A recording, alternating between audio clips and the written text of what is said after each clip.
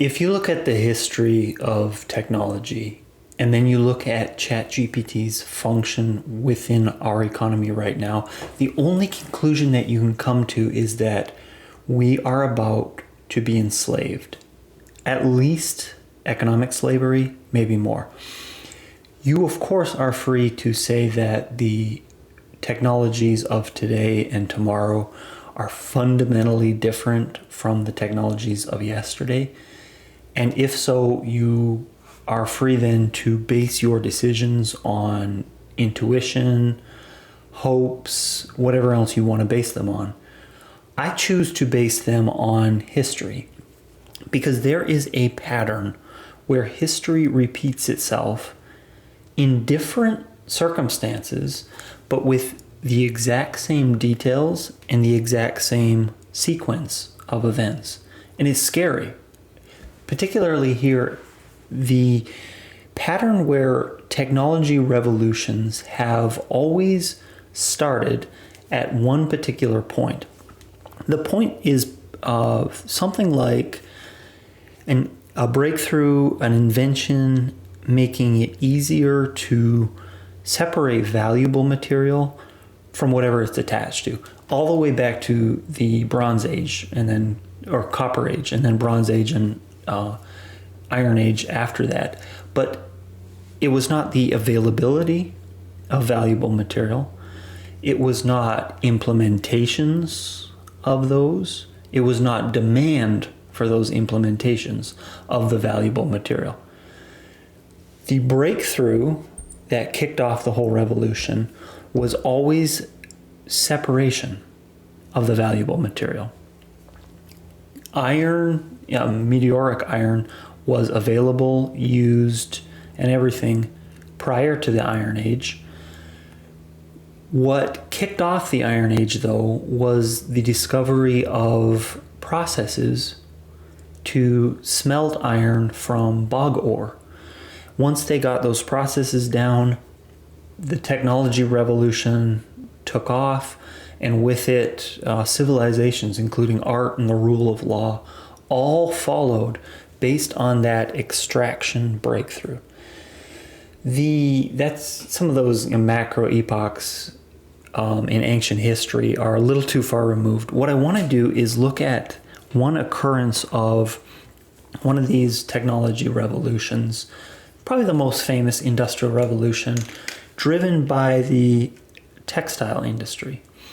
So 1800s, cotton is brought in from Egypt or India to Britain, and the entire process with the finished product of clothing or other textile goods, the entire process, the workflow, is all filled with manual steps. So somebody picks the seeds out of the cotton bloom, somebody manually spins those cotton fibers into thread, they manually weave threads into cloth, and then sew clothing, whatever else. But the entire workflow is manual.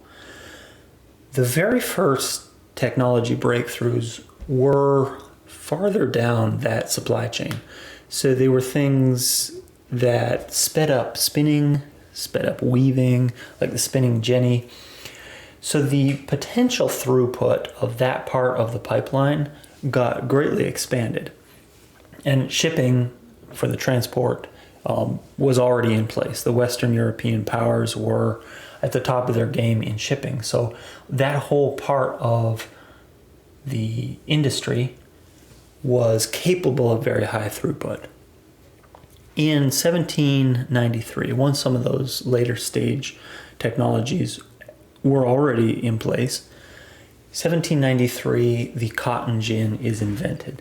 So instead of a person doing the arduous task of picking out seeds, a machine, powered at first by hand, separated cotton lint from cotton seeds. That kicked off the Industrial Revolution, and that was exactly, again, the separation of value from whatever it was attached to. So the potential throughput in that raw material processing space, it expanded incredibly. The moment that happened, there was one bottleneck left, and that was producing the cotton itself, growing it, picking it, and that was all done still by hand. This is early 1800s, where everything else was semi-automated, or technology helped the processes to a great extent, but producing the raw materials was still a manual task. And it was a manual task well into the beginning of the 1900s, until machinery was invented to harrow the fields, plant, and harvest the cotton. For this whole time period, let's say 1800 till 1910, 1920, humans had to do this step. This was a bottleneck in the textile industry. What happens when there's a bottleneck like this all throughout history is not that the rest of the industry slows down to the point of the bottleneck. Like they tell the cotton farmers, hey guys, just produce what you can at your own pace, and once you give us the cotton fibers, we'll take it from there. No, the industry expanded artificially the pipeline to match whatever other technologies could keep up with. So this is the bottleneck. They forced humans to do the manual work. And all throughout history, that bottleneck in technology has always resulted in the exploitation of human labor. And of course, slavery is the big thing here, but I would, encourage you to think about 1870 instead of 1860 when you think about this problem, because you could be tempted to think that white people didn't like black people, so they made them slaves, and it was racism that caused slavery. It was not racism that caused slavery, as evidenced by after slavery was abolished in America, artificial debt slavery continued on in sharecropping, then economic slavery of just poor black or white farmers after that.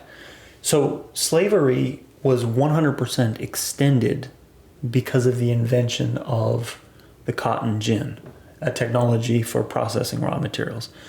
Slavery was extended by 50 years. Even after it was abolished, though, human labor was still exploited. So 1970, there's no slavery anymore. People are still getting exploited because the industry wants the throughput that technology can accommodate in every other area.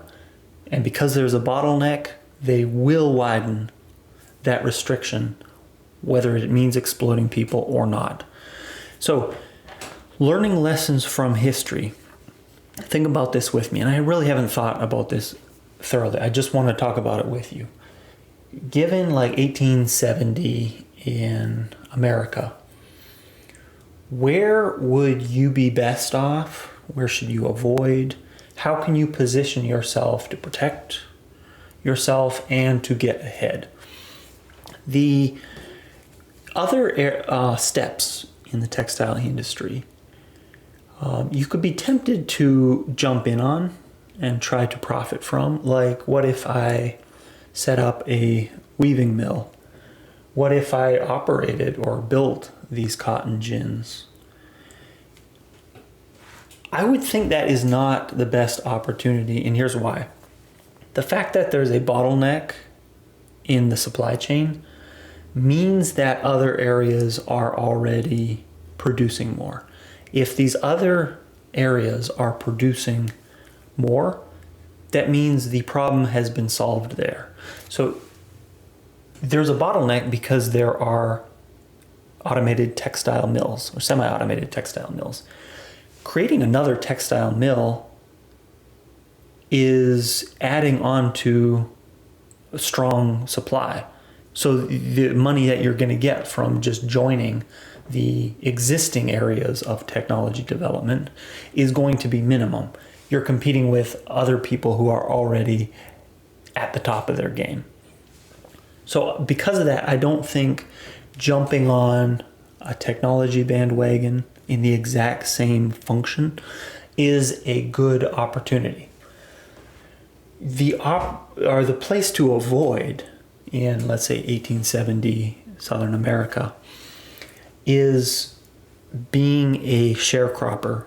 So somebody owns the land, you provide the labor, and they, in theory, are going to give you half of the proceeds, but they continually deduct expenses from your half, keeping you in artificial debt, bondage.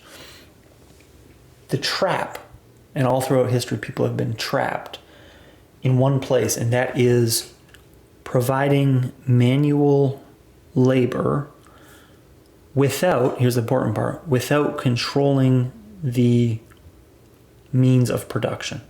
So you're trading your time, your effort, your sweat for bread to put in your mouth. That is, the more you read of history, the more you see that has always led to an entrapment of some sort. Not just this first industrial revolution. It happened again, outsized effects for Black Americans in the second industrial revolution. It's happened in the third industrial revolution with the internet and all. If you are just providing labor without owning any of the means of production, you get trapped. You do not want to be a sharecropper in 1870. For moral religious reasons, however profitable it is, I could not accept exploiting other human labor to get rich, even though that would be an opportunity. Exploiting labor to fill the market's demand in this bottleneck would be enormous wealth. But for ethical reasons, and if we exclude that, we could still see benefits by being a landowner in 1870. And I take so much inspiration from some of the stories of sharecroppers who went on to purchase their own land. Stories of them living for 10 years or more in extreme frugality, foregoing any luxury whatsoever, overcoming near insurmountable odds to save up and buy the absolute smallest plot of land they could. When they did, and by 1900, there were 200,000 Black American landowners, farmers, many poor whites who could get their own smallhold of land, fit into this category where they, however small their production was, the fact that they owned the land and they stayed in business made that an inflection point for their families. They didn't get rich with their 30-acre cotton field, but holding on to that, give it a generation or two, they were able to decide their own fate. The key thing back in 1870 was, do you own the land or not? So I think a great opportunity is just to manually produce when there is a bottleneck in the supply chain. Manually produce as long as you control your own fate. You own the means of production. You decide who and when to sell. You get all the profits or most of the profits. Having control, even if you're doing manual work, is better than having no control. I mean, it's the difference of freedom and bondage. Obviously, the absolute greatest opportunity in 1870 would have been to create new technology for the bottleneck.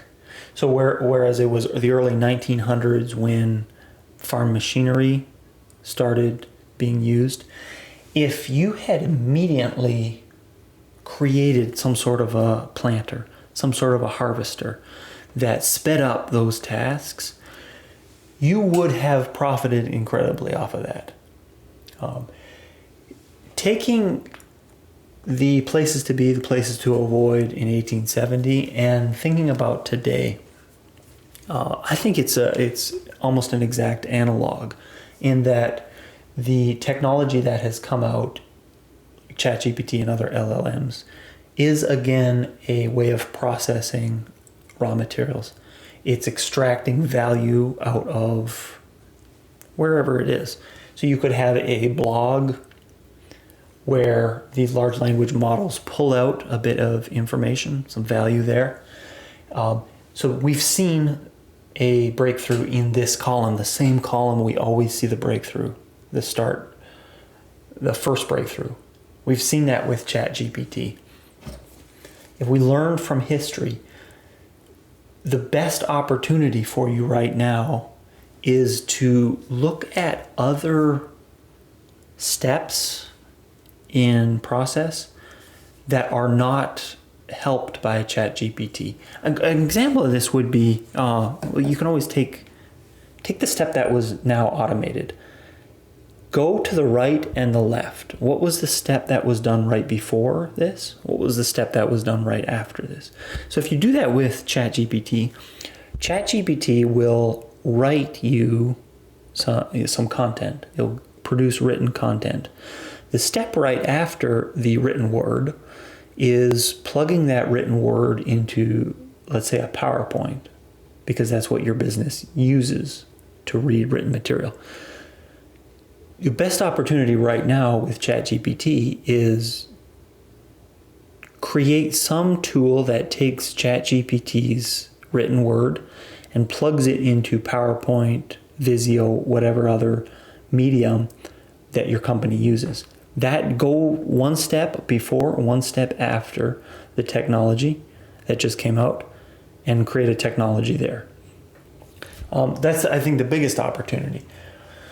How you protect yourself against exploitation is, first of all, never let anyone train an AI on your content. Open source software is as good as dead right now because people create code functions, put them out there for the world to see.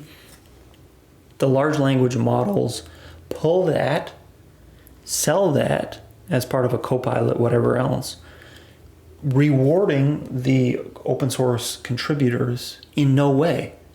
They are left out. They have wasted their time.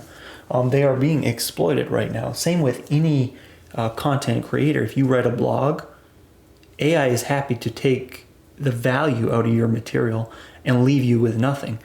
True of art for technology, like a user interface. If you create these things, do not allow anyone to use them for AI, putting you in a slave position. Some of that we can't help, like if we talk here on YouTube, if the quality is high enough, they could use this to train AI. But how you can at least protect yourself a little bit is by, again, owning the means of production, owning some of your own fate, like building a business, building a brand. And even if all your content is stolen, the moment somebody needs an expert, if you've built up a brand and your business is still running no matter how small it is, if you've branded and kept yourself afloat as a business, you will have more leverage like an old landowner than if the contributions you made were simply for money, freelance job, hourly wage, salary wage. If you are exchanging your value that you create for quick money, once they're done with you, they will leave you high and dry. They will dump you, and who cares about your future at that point? You have to care about your future now.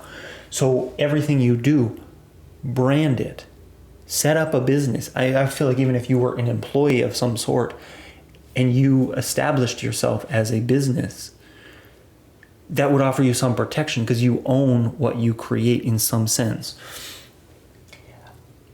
Help me out so I can think about analogs between 1870 and today or any other time period of history, pulling out exactly what the lessons are and what we do with it is hard. So please share any lessons you take from this, because I want to know, I want to protect myself, and I want everyone here to protect themselves for the future.